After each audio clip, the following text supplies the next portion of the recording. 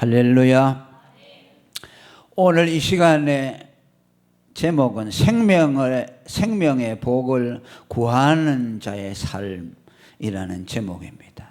지난 시간에 이 본문을 가지고 1시간 말씀을 드렸는데 이 시간은 두 번째 시간이 되겠습니다. 지난 시간에 생명의 복을 구하는 자는 혀에서 악을 금하며 또 입술을 괴사한 말에서 금한다고 그렇게 말씀을 드렸습니다. 혀를 악에서 금한다는 말은 악한 말을 그친다는 뜻입니다. 그러면 이 세상에서 가장 악한 말이 무엇일까? 우리 사람들끼리 주고받는 악한 말도 있지만 우리 예수 믿는 사람은 언제나 하나님 기준으로 봐야 됩니다. 하나님이 보실 때 가장 악한 말은 어떤 말일까? 그것은 불신앙의 말입니다. 하나님이 없다고 하거나 또 하나님을 믿어봐야 소용이 없다거나 믿음 없는 말, 그 말이 가장 악한 말입니다. 그들의 말에는 생명이 없죠. 그 말에는 생명의 역사가 없습니다. 불신앙의 말에는 죽음만이 따라오는 거죠. 그래서 생명의 복을 구하는 사람은 그런 악한 말을 그치라는 말씀입니다. 하나님이 가장 듣기 좋아하는 말씀은 믿음의 말입니다. 내가 예수를 믿습니다. 하나님을 믿습니다. 나는 하나님을 신뢰합니다. 광야에서 여러분 이스라엘 백성이 불신앙으로 많은 사람이 진노해서 쓰러졌습니다. 그들이 무슨 죄 때문에 그렇습니까? 말의 죄 때문에, 불신앙의 말 때문에 그래요. 하나님을 원망하는 말. 그 말을 했기 때문에 하나님이 그들을 진노했다고 말합니다. 그러니까 이 하나님은 우리에게 모든 것을 말로 하세요.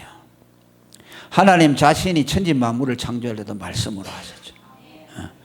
또 우리를 구원할 때도 뭘 가져옵니까? 말씀으로 하는 거죠. 또 하나님의 심판에 떨어지는 것도 뭐 때문입니까? 우리들의 사람들의 불신앙의 말이 그들을 생명에서 끊어지게 하는 거죠. 가장 무서운 죄가 이 말 속에 포함이 되어 있습니다. 하나님은 불신앙의 말을 하는 사람들을 구원하지 않습니다. 누가복음 12장 9절에 예수님이 사람 앞에서 나를 부인하는 자는 하나님의 사자들 앞에서 부인함을 받는다고 말합니다. 하나님이 우리를 모른다고 하면 그건 끝장이죠. 너희가 사람 앞에서 나를 모른다고 말하면 나도 너희들을 모른다고 말할 것이다. 로마서 10장 10절에 사람이 마음으로 믿어 의에 이르고 입으로 시인하여 구원을 받는다고 말씀합니다. 그래서 불신앙의 말을 하고 구원받을 자는 없어요. 그 사람은 그 마음에 있는 것을 밖으로 낸다고 했죠. 그 믿음이 없는 사람은 불신앙의 말, 속에 있는 불신앙의 마음을 토해내는 것이고, 믿음을 고백하는 사람은 그 안에 자기의 믿음을 드러내는 것이죠. 그래서 마음으로 믿어 의에 이르고 입으로 신하여 구원한다. 그러니까 마음에 있는 것이 입으로 나오는 것이 시인이죠. 둘은 분리할 수가 없다는 말씀이에요. 그 다음에 두 번째로 내 입술을 괴사한 말에서 금하라고 한다. 생명의 복을 구하는 사람은 괴사한 말을 금하라고 했습니다. 이 괴사한 말이라는 말은 쉽게 말하면 거짓말을 말합니다. 네가 생명의 복을 구하느냐? 내 입에서 거짓을 버리라는 말씀입니다. 거짓말을 하면서 생명의 복을 얻기를 구하지 말라는 말씀입니다. 이 역시 거짓말이라는 것은 두 가지 차원이죠. 사람끼리 하는 거짓말도 뭐 백색, 하얀 거짓말이라고 있죠. 그건 뭐 남에게 해를 끼치기 위한 것이 아니고 하는 거짓말이 있죠. 뭐 그런 거짓말 한다고 생명에서 끊어지겠습니까? 생명의 복을 구하는 사람은 그보다 다른 차원의 거짓말을 염두에 두어야 된다. 인간이 할 수 있는 최대의 거짓말 두 가지가 있는데, 하나는 자기가 죄인이 아니라고 하는 것입니다. 이것을 성경은 거짓말이라고 말씀합니다. 요한일서 1장 10절에 만일 우리가 범죄하지 아니하였다 하면은 하나님을 거짓말하는 자로 만든다. 자기가 죄인이라고 아니하면은 어떻게 되겠어요?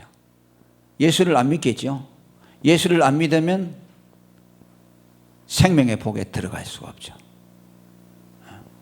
그러니까 자기가 죄인이 아니라고 하는 거짓말은 생명에 들어가지 못하게 한다. 우리는 죄인이라고 인정했기 때문에 예수님을 믿었죠. 그래서 그분의 의를 입어서 구원을 받게 됐어요. 또 하나는 예수를 하나님의 아들로 시인하지 아니하는 것을 거짓말하는 것이라고 말합니다. 왜? 예수는 하나님의 아들이거든. 사실이잖아요. 그리고 그가 하나님의 아들이라는 것을 이 세상에 오셔서 친히 보여주셨습니다. 그가 하나님이라는 것을 보여주었습니다. 그런데 예수님을 하나님의 아들로 그리스도로 시인하지 아니하는 그 사람은 거짓말하는 사람이고, 이 거짓말하는 사람은 생명의 복에 이르지 못한다는 말씀이에요. 요한 1서 2장 22절에 거짓말하는 자가 누구뇨? 예수께서 그리스도이심을 부인하는 자라고 말씀합니다. 우리는 어떻게 생명에 참여했습니까? 예수를 하나님의 아들 그리스도로 시인한 사람들입니다. 계시록 21장에 보면은 불못에 들어갈 사람들을 말씀하는데, 믿지 아니하는 자들, 그렇죠? 그 다음에 여러 가지 다 있습니다. 제쳐놓고 그 마지막에 거짓말하는 자들, 불과 유황으로 타는 못에 참여한다고 말합니다. 이 거짓말은 무엇을 말할까요? 뭐 친구 간에 사람 사이에 거짓말하는 걸까요? 오늘 요한 1서에 나오는 두 가지 거짓말, 자기가 죄인이 아니라고 하는 거짓말, 또 예수를 하나님의 아들 그리스도로 시인하지 아니하는 거짓말, 이것은 생명에서 끊어지는 것이죠. 저와 여러분은 이런 거짓말 하지 않잖아요. 아멘. 그 다음에 생명의 복을 구하는 자는 악을 버리고 선을 행하라고 말씀합니다. 이것은 뭐 악을 버리고 선을 행하기 때문에 생명의 복을 얻는다는 말이 아니고, 생명의 복을 구하는 자는 그런 삶을 산다는 것이죠. 이 선과 악에 대한 기준도 세상의 기준과 다르죠.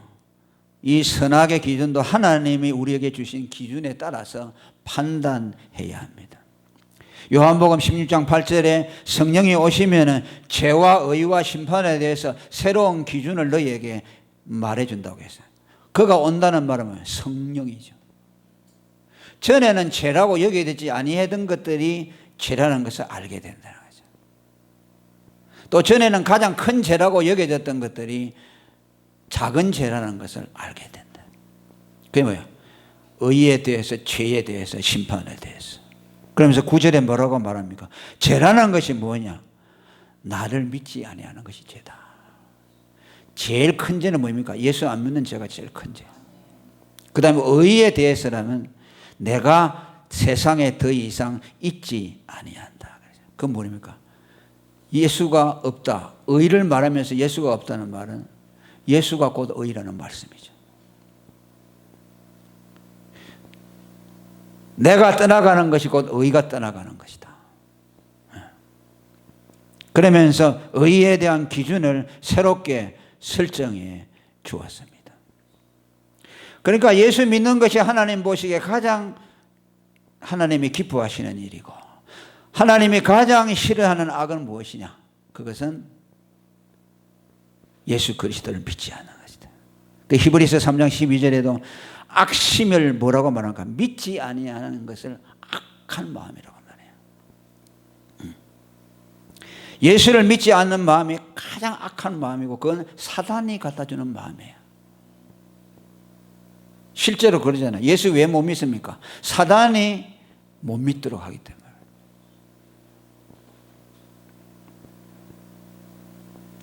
로마서 14장 23절에도 믿음으로 쫓아 하지 아니한 모든 것이 죄라고 했어요. 예수 믿는 사람은 아무리 선한 일을 많이 하더라도 그것을 믿음으로 해야 된다. 하나님이 볼 때에 예수 믿는 믿음으로 하지 않는 불신자들의 선이라는 것은 없어요. 불신자들이 예수 안 믿고 하는 모든 의라는 것은요, 그것 때문에 그들이 지옥 가게 되죠. 자기 의를 더 드러내게 되고, 착한 일을 통해서 더 하나님과 멀어지죠. 자기가 의롭다고 착각하도록 만들죠. 그러니까 불신자들의 행하는 모든 착한 일, 선함은 전부 악이에요. 그러나 예수 믿는 사람은 믿음으로 하지요. 그 선을 행하면서도 그리스도의 영광을 위해서 하게 되고, 하나님의 이름을 위해서 하게 되고, 그러니까 그것이 하나님이 받으시는 것이 되죠.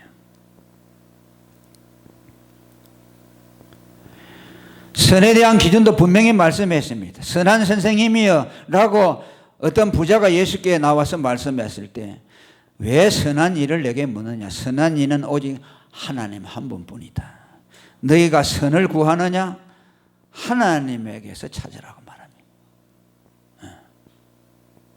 사람이 만들어낸 선이 아니고 하나님, 철학자들이 만들어낸 선의 개념이 아닌 하나님이 우리에게 가르쳐 준 선이다. 그 선 외에는 하나님이 인정하지 아니합니다. 그러니까 이 세상에 뭐 불신자들도 착한 일을 하잖아요. 그럼 그 무슨 의미가 있을까 우리가 생각해봐요. 그 가치가 없는데 무슨 의미입니까? 그것은 이 세상을 보존하기 위한 것이죠. 만일 불법으로 모든 것이 이루어지면 이 세상이 파멸돼 버리죠. 그래서 착한 일을 행하면 그걸 장려하고, 또 나쁜 사람들은 나쁜 일을 행하면 감옥에 넣기도 하죠. 그건 세상의 일반 자연 하나님의 은택이라고 할 수 있어요. 그 이상 없어요. 그리고 예수 믿는 사람들이 그렇게 질서 있는 세상 속에서 살아갈 수 있도록 법이라는 것을 만들고 선이라는 것을 만들어서 장려하나요. 그 외에는 없습니다.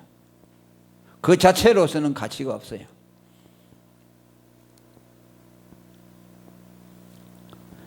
로마서 3장 12절에 하나님은 인간 사회를 향해서 말합니다. 모든 인간이 다 치우쳐 한 가지로 무익하게 되고 선을 행하는 자는 없나니 하나도 없다고 말합니다. 정말 선이 없습니까? 세상의 윤리적인 기준으로 보면 선이 많죠. 오늘도 착한 사람들이 많고, 얼마나 희생하는 사람이 많고 국가를 위해서 충성하는 사람이 많습니까? 그런데 하나님이 보실 때는 의를 구하는 자가, 의를 행하는 자가 하나도 없다고 말합니다. 그럼 뭐야? 하나님의 선을 구하는 사람, 하나님의 의를 구하는 사람은 없다는 말입니다. 그러면 하나님이 기뻐하시는 선이라는 것은 무엇을 말합니까? 그 역시 믿음입니다.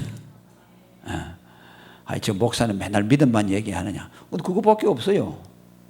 왜? 히브리서 11장 6절에 믿음이 없이는 기쁘시기 못한다. 그죠? 하나님의 가장 기뻐하시는 선은 믿음이에요.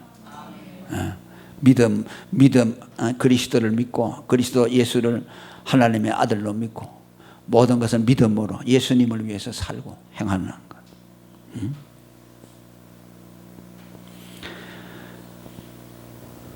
안전병에게 베드로가 동전을 구하는 그에게 동전 대신에 예수 이름을 주었죠. 최대의 선이죠. 베드로는 인간이 사람에게 베풀 수 있는 가장 큰 선을 베풀었죠. 예수 이름을 주어서 그를 구원했죠. 동전 하나 달라고 하는 그 안전뱅이는 자기 신세를 모르는 사람이죠. 그저 안전뱅이인 채로 하루하루 겨우 연명해 나가는 것이 그의 목적이었죠. 근본적인 해결이 안 되죠. 그러나 베드로는 은과 금이 없었기 때문에 그에게 있는 것, 내게 있는 것을 내게 준다. 예수 이름을 주었습니다. 그 예수 이름을 받고 믿음으로 그가 구원을 받았습니다. 이것이 우리가 세상을 향해서 줄 수 있는 가장 큰 선입니다. 우리는 그 선을 행해야 됩니다. 죄인들을 구원하는 선. 죄에 빠져서 지옥으로 흘러가는 그 비참한 영혼들을 건져내는 거예요. 우리에게 주신 복음의 밧줄을 사람들에게 던져서 그 밧줄을 통해서 구원받더라. 어떻게 보면 예수 믿는 사람은 119 구급대원과 같아요. 물에 빠진 사람들을 가서 건져내주고 불타는 집에서 사람들을 건져내주고 가장 위급하잖아요. 사람이라는 건 지금 다 하나님의 진노를 받아가지고 전부 지옥으로 가고 있지 않습니까? 그냥 그대로 두면 육신이 죽는 그 순간에 멸망으로 빠뜨려지죠. 그래서 우리는 하나님이 기뻐하시는 선, 영혼을 구원하는 이 일에 우리는 전심전력을 기울여야 됩니다. 그래서 하나님을 기쁘시게 하는 저와 여러분이 되기를 바랍니다. 그래서 많은 사람을 옳은 대로 돌아오게 하는 자는 하늘의 궁창의 별과 같이 빛나게 한다. 하나님의 가장 큰 상급으로 주신다는 말씀입니다. 그 다음에 네 번째로 생명의 복을 구하는 사람은 화평을 찾아 따르라고 말씀합니다. 이 화평을 찾아 따른다는 말은 그냥 우리 일반적인 생각으로 표현을 한다면 사람들하고 사이좋게 지내라는 뜻입니다. 사람들하고 다투지 말고 화목하며 사이좋게 이웃과 지내라는 그런 뜻이죠. 그냥 쉽게 받아들이는 거예요. 그러나 하나님이 그런 의미로만 우리에게 주신 말씀. 예수 믿는 사람은 이웃을 사랑하고 이웃과도 잘 지내야 되죠. 덕을 세우고. 그러나 그것으로 멈추지 아니하고 보다 더 넓은 영적인 의미가 있습니다. 이것은 복음을 통해서 타인과 화평하라는 뜻입니다. 복음으로 다른 사람과 화평하라는 뜻이에요. 여러분, 죄라는 것은 하나님과 인간 사이를 멀게 했지만은 또 사람과 사람 사이를 멀어지게 했어요. 자, 여러분, 하와가 선악과를 먹고 범죄함으로 하나님과 멀어졌죠. 그 결과가 어떻게 되세요? 남편하고도 멀어졌죠. 남편에게 선악과를 주어서 또 먹게 하고. 이미 그 순간에 남편과 하와는 멀어졌죠. 정말 남편을 사랑했다면 그걸 주면 안 되죠. 자기만 먹고 말하죠. 그래 놓고 하나님이 아담에게 또 물어보니까 뭐라 해요? 네가 왜 따먹었느냐? 내 아내가 주어서 먹었습니다. 이미 남편과 아내의 그 사이는 금이 같다는 말씀이죠. 정말 죄가 없다면 그렇게 말하면 안 되죠. 자기가 잘못했다고 하지 왜 자기가 잘못한 것을 아내에게 핑계를 하겠습니까? 그러니까 하나님 죄로 인해서 하나님과 관계가 삐뚤어지면 사람과 사람 사이도 관계가 단절되어진다. 그러니까 이 세상의 인간관계가요 제대로 된 관계가 없어요. 하나님과 원수가 돼버리잖아요. 그러면 사람과 사람 사이도 다 담이 있어요. 그러니까 사람끼리 아무리 자기들끼리 잘 재미나게 좋고 사이좋게 지내려고 해도 됩니까? 안 되죠. 다 깨어져요 나중에. 바벨탑의 사건을 보니까 그들이 모여가지고 대를 높이 쌓아서 하늘에 오르자고 했을 때 하나님이 은혜를 혼잡케 해버렸죠. 그들이 하는 짓이라는 것은 모여서 망할 일만 하게 되는 것이고 친하게 지낸다고 우리끼리 잘 해보자고 하는 것도 멸망에 빠뜨릴 일만 하는 것이죠. 자기 죽을 일만 하는 것이죠. 인간관계가 죄로 인해서 파탄날 수밖에 없다는 걸 말합니다.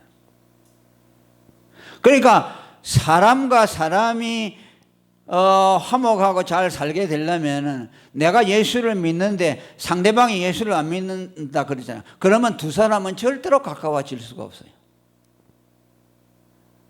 그 사람하고 내 사이는 죄가 있잖아요. 불신자니까. 그러면 그 사람에게 복음을 주어서 그 사람의 이미 죄사함을 받도록 만들어줘야 됩니다. 그러면 그가 하나님과도 관계가 회복이 되어지고 사람과 믿는 사람과도 관계가 회복되어지는 겁니다. 그러니까 성경에서 왜 불신 결혼을 하지 말라고 하느냐? 예수 믿는 사람은 반드시 예수 믿는 사람하고 결혼하라고 하느냐? 그것은요, 두 사람은 믿는 사람과 불신자는요 화합할 수가 없어요. 멍에를 같이 멜라 그랬죠.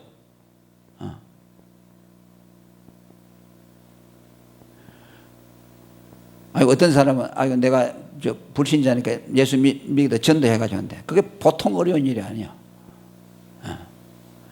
내 가까운 사람도 아는 사람도 처음에 내 결혼 안 된다고 불신자라고 반대했더만 교회에서. 그 처음에는 결혼 반대한다 하니까 교회 나온다고 이렇게 했어요.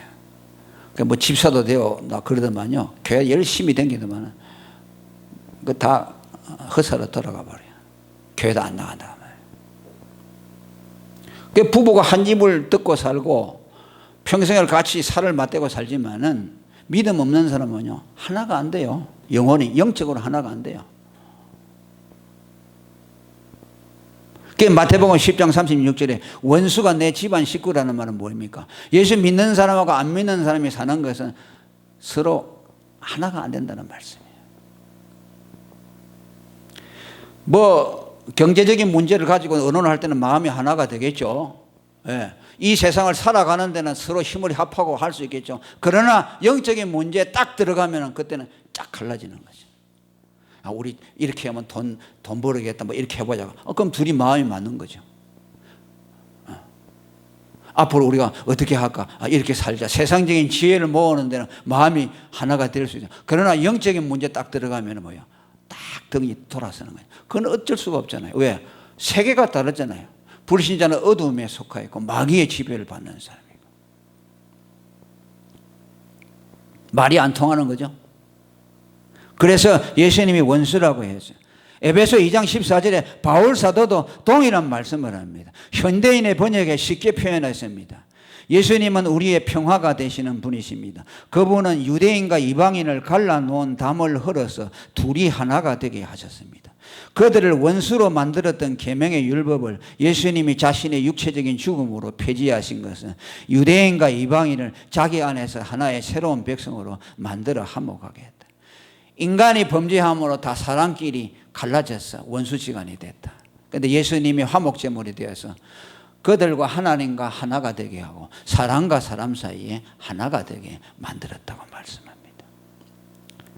그러니까 너희가 화평을 도모하라. 이웃과 화목하게 살아라는 말은 그저 엎슬려서 그렇게 니나노하면서 살라는 말이 아니고 복음을 주어서 그 사람으로 하여금 죄에서 떠나도록 만들어요.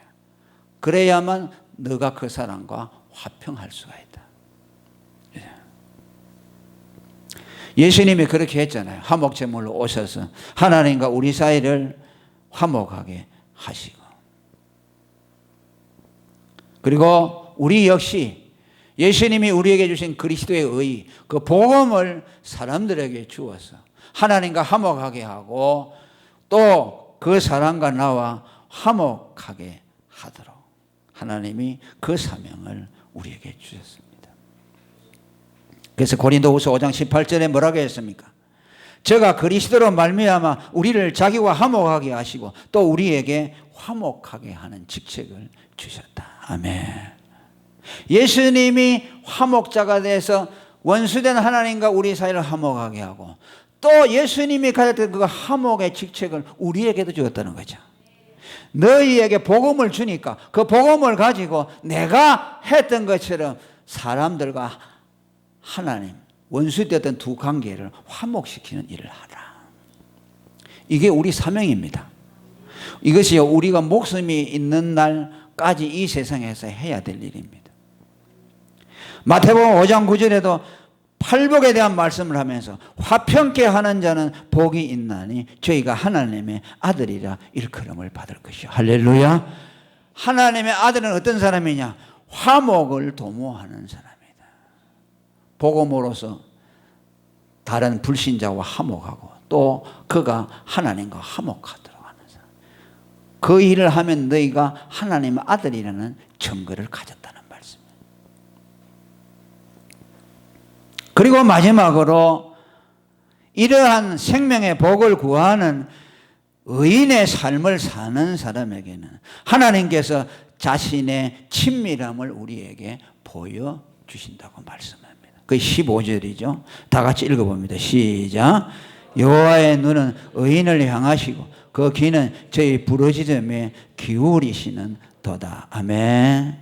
생명의 복을 얻는 자는 불신앙의 악한 말을 금하고 믿음의 말을 하고 자기는 죄인이라는 거짓말을 버리고 또 영혼을 살리는 선한 일을 하고 화평케 하는 일을 도모하여 하나님을 기쁘시게 하는 사람들인데, 그런 삶을 사는 의인들에게 대해서 하나님은 그들을 주목하시고 그들의 부르짖음에 귀를 기울이신다. 여호와의 눈은 의인을 향한다는 말은 생명의 복을 구하여 사는 사람들, 하나님이 당신의 눈을 가지고 그를 다 이렇게 쳐다본다는 말씀이에요. 그리고 그들이 하나님 앞에 호소할 때 그 부르짖음에 속히 귀를 기울여 주신다는 말씀이에요. 이것은 생명의 복을 구하며 사는, 하나님을 기쁘시게 하는 사람들에게 하나님이 당신의 친밀함을 그들에게 나타내 주신다는 말이에요. 물론 하나님은 우리가 그렇게 한다고 해서 친밀하지 않은 건 아니죠. 예. 그분은 졸지도 주무시도 아니하고 우리를 언제나 살펴보시죠. 믿습니까? 그러셔요. 우리 얼마나 사랑하십니까?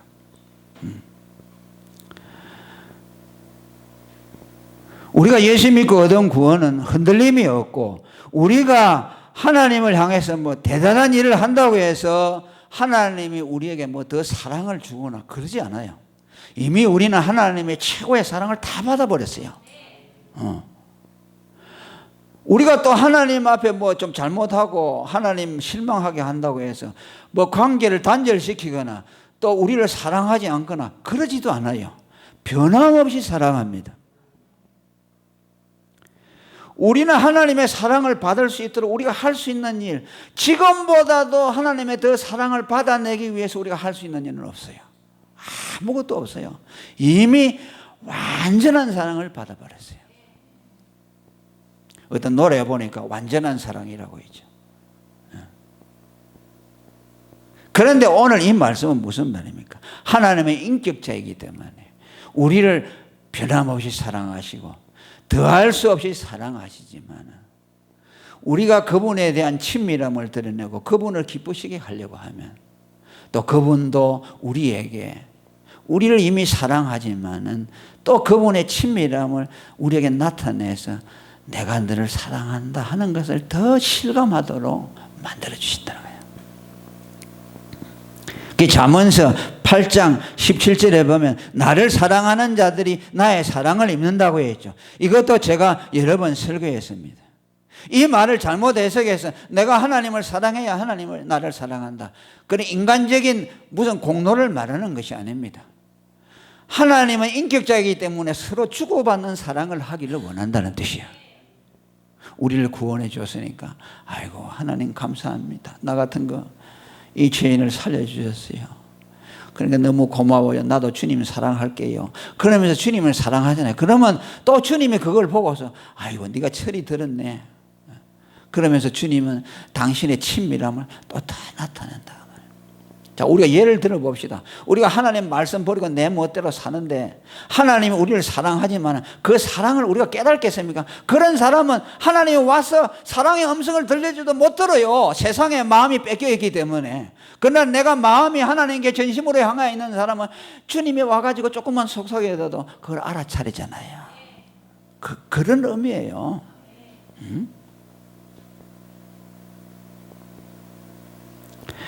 시편 15편 14절에 보면 여호와를 경외하는 자에게 하나님은 그의 친밀함을 우리에게 보여주신다고 그랬어요.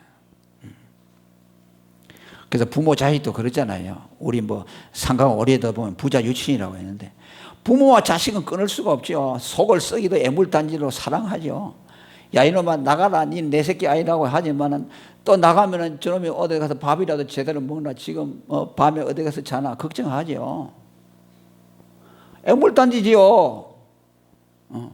그런데 또 안 그렇지도 또 그냥 아버지를 잘 순종하고 이런 사람들은 그 또 서로 친밀하잖아요. 그거 뭐 거기 뭐 사랑이 더 가고 덜 가고 아니죠.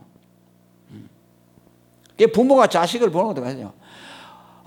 뭐 어떤 아이는 좀 모자라면 모자라는 그 사랑 때문에 불쌍한 사랑이 더 가고 또 그 걔가 또 부모를 기쁘게 하면 또 기쁜 그것 때문에 또 사랑이 가고 사랑은 차이가 없어요.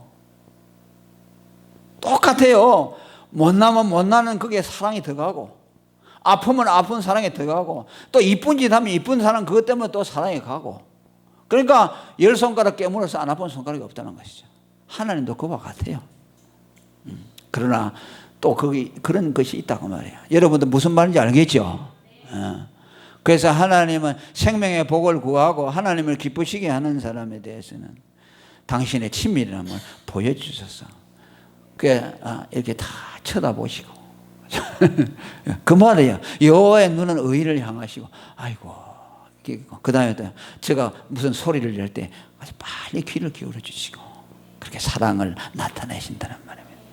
우리는 이미 하나님의 사랑에 만족하지만 또 이런 친밀함을 더 많이 경험하는 저와 여러분이 되기를 축원합니다. 할렐루야.